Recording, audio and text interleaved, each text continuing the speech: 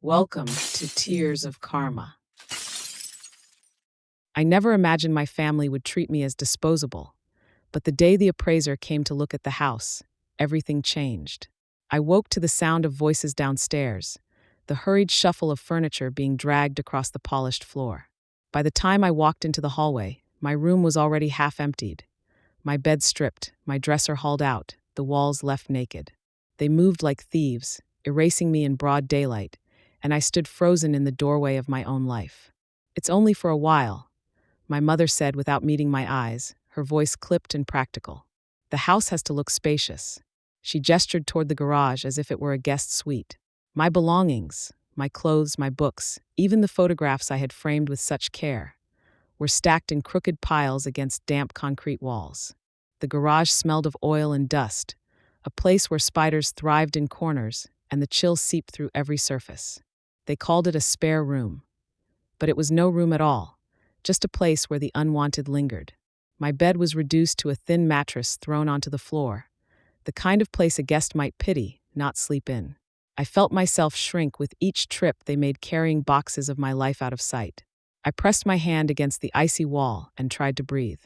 It wasn't just a relocation, it was an exile. I understood then that I wasn't family, not in the way they defined it. I was an obstacle, clutter to be hidden so the appraiser could nod approvingly at their carefully staged perfection. As I lay awake that night, surrounded by shadows and the faint smell of gasoline, I felt humiliation burn hotter than the cold. They had stripped me of space, of dignity, of belonging. But what they didn't know was that betrayal doesn't only break, it awakens. I whispered to the dark, "I won't forget this." The words tasted bitter, but they steadied me. They had written me off, shoved me into the garage like broken furniture. And that was the moment I began to plan.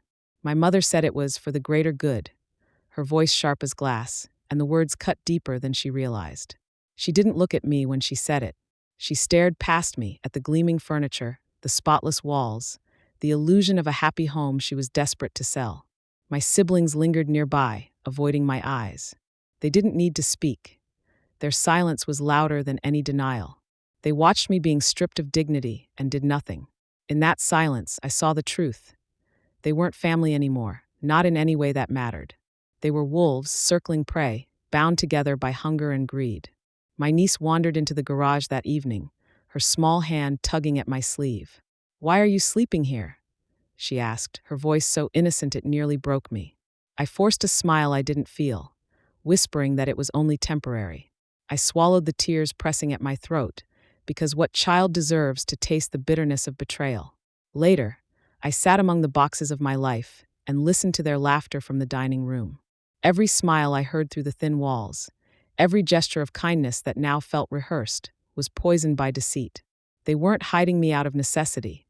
They were hiding me out of shame, staging perfection for strangers while discarding the inconvenient truth of me. That night I realized love, in this house, had always been conditional. It existed only when I played the part they wanted. The moment I became inconvenient, they erased me. I closed my eyes and let the rage steady me. If they were wolves, then I would learn to sharpen my own teeth. The morning of the visit felt colder than usual. My mother's voice was unnaturally bright as she ushered the appraiser through the front door, her tone dripping with hospitality. I wasn't welcome inside, not while they paraded their perfect illusion, so I stood in the driveway, exiled like a family secret. The wind tugged at my sleeves while I watched shadows move across the windows. Through the glass, I saw him, tall, clipboard in hand, nodding approvingly as my siblings hovered like attendants at a royal inspection. He complimented the paint, the light, the arrangement of furniture that had been so carefully staged. Their laughter followed him from room to room, loud and eager, as if selling the house meant selling their souls. Then I saw my room, or what had been my room. Stripped bare, sanitized, emptied of me. The posters gone, the shelves cleared, the faint indent where my bed once pressed against the carpet erased under staging pillows. To him, it was just another spacious guest room. To me, it was the grave of my existence in this house. The appraiser smiled. It was small, professional, almost meaningless, but it sealed everything. His approval meant their erasure was complete. I felt humiliation sink into my skin, but beneath it, something else stirred. As I breathed in the faint smell of garage dust on my clothes, I clenched my fists until my nails bit into my palms. That was the moment the seed was planted. A quiet, burning seed of revenge. Nights in the garage were suffocating. The air was damp and heavy, pressing down on me as if the walls themselves were closing in. Cold seeped into my bones, no matter how tightly I wrapped myself in the thin blanket they tossed me. Sleep came in fragments, half-dreams where I was back in my room, only to wake with the sour smell of gasoline and mildew burning in my nose. Each morning I emerged into the brightness of their kitchen, where they sat laughing over steaming coffee, voices carefree, as if my absence were nothing more than an afterthought. My chair at the table was gone, replaced with flowers in a vase, a decoration for strangers to admire. No one looked up when I walked past.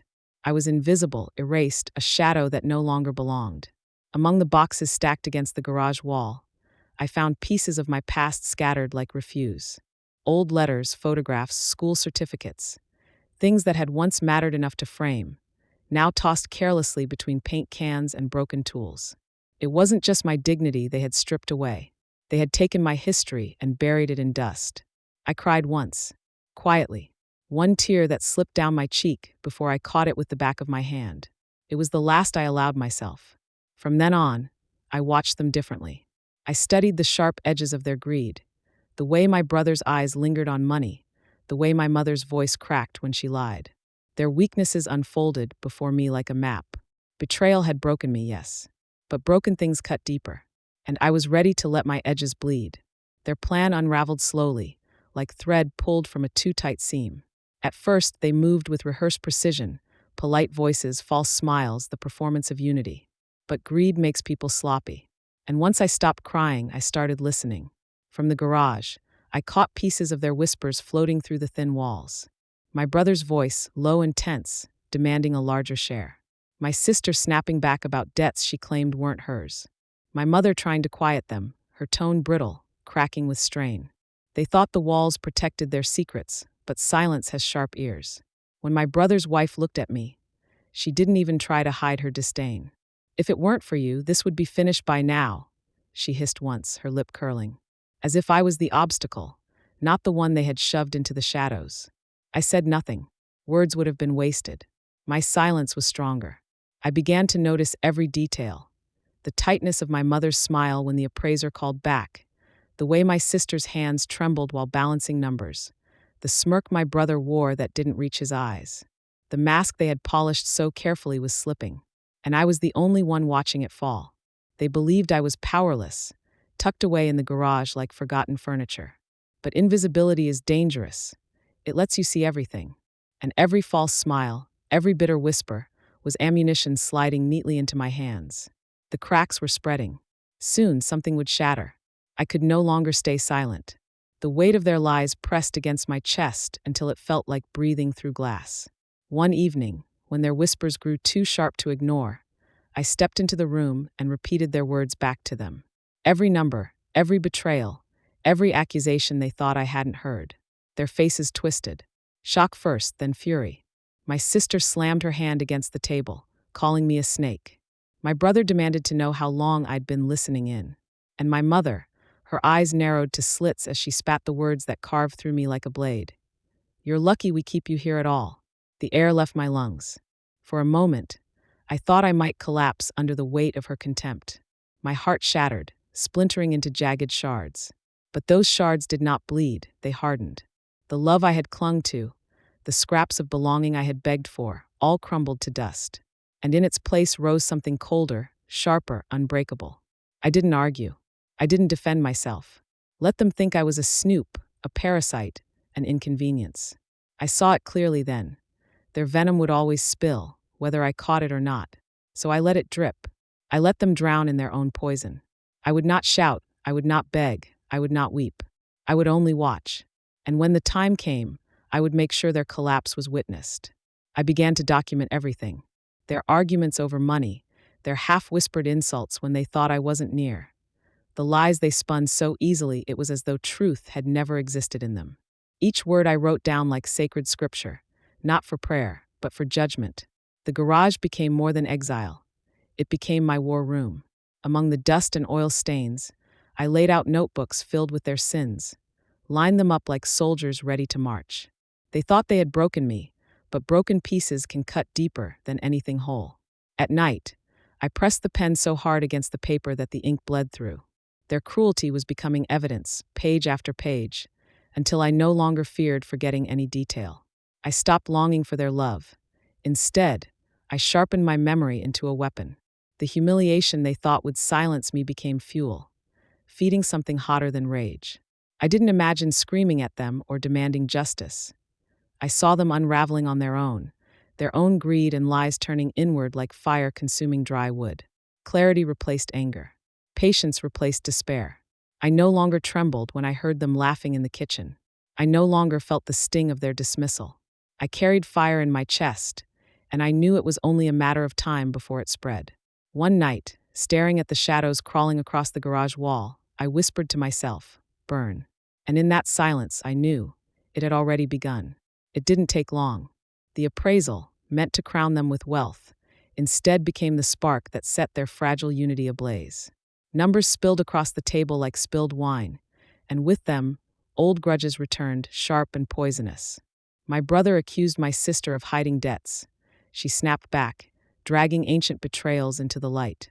My mother, once the orchestrator of their schemes, was reduced to shouting over them, her control slipping like sand through her fingers.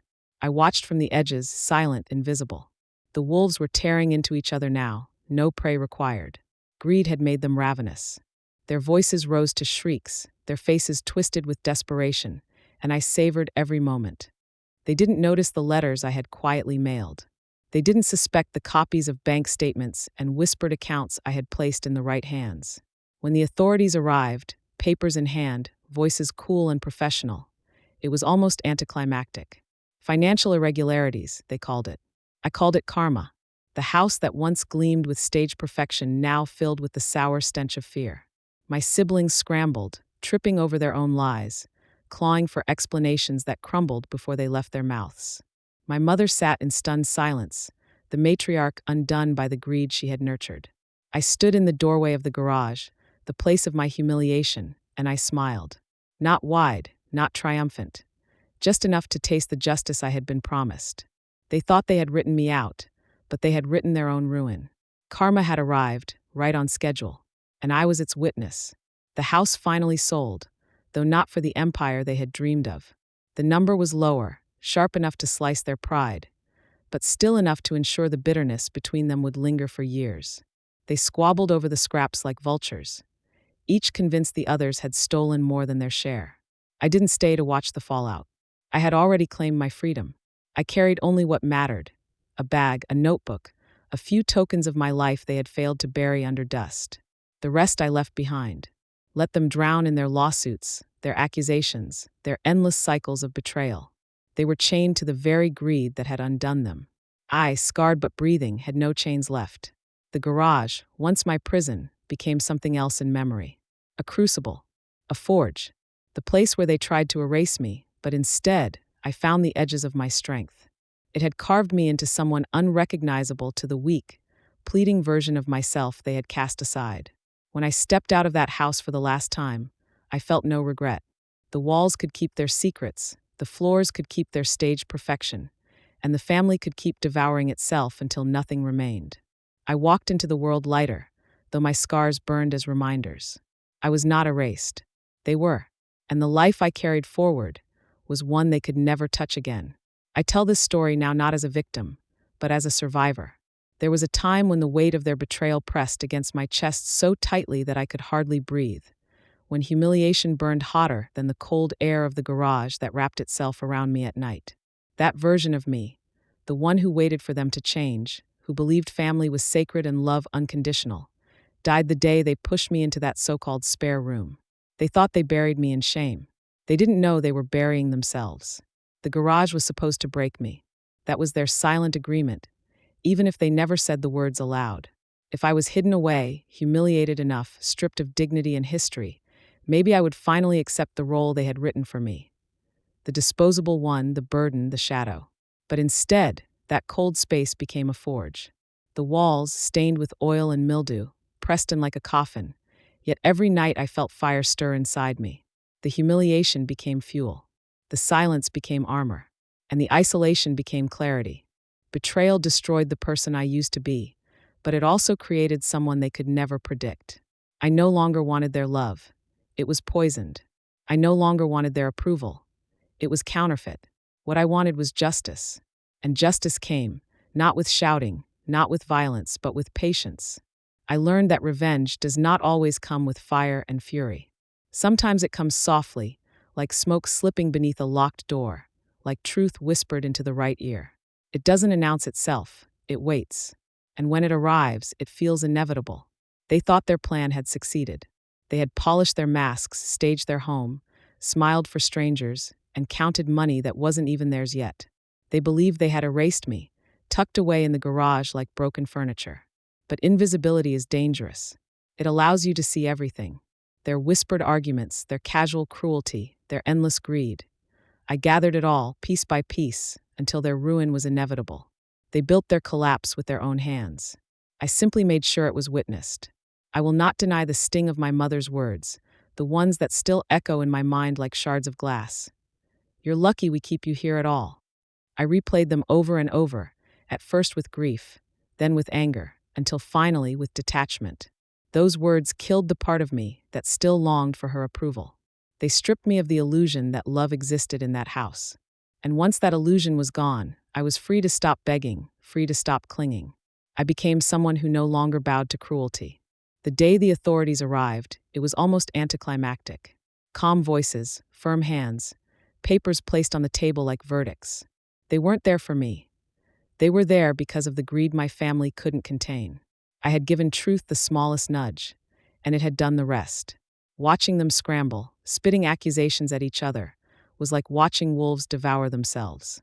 There was no satisfaction in their downfall, only inevitability. They had chosen this. I had only made sure their choices reached the right eyes.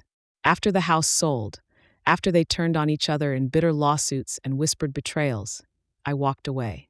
I carried only what mattered: a bag, a notebook, a few fragments of a life they had failed to erase. I left the rest behind, because I wanted nothing that carried their scent. My freedom was not in possessions. It was in absence. The absence of their voices, their manipulation, their shadows pressing against me. The garage, once my prison, has become a memory I hold with strange reverence. It was there that I died, and it was there that I was reborn. That space of dust and concrete shaped me into something unrecognizable to the weak version of myself they thought they had destroyed. I will never forget the cold, the silence, the way laughter from the kitchen echoed like a reminder that I did not belong.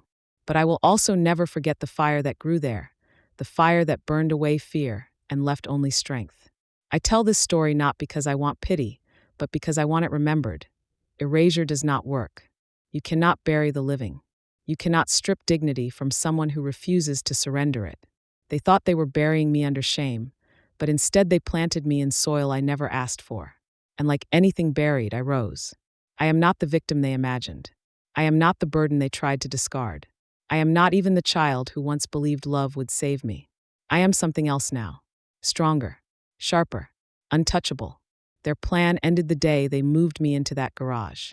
They thought it was exile. They thought it was punishment. But it was transformation. And me. I rose from the spare room. And I will never go back.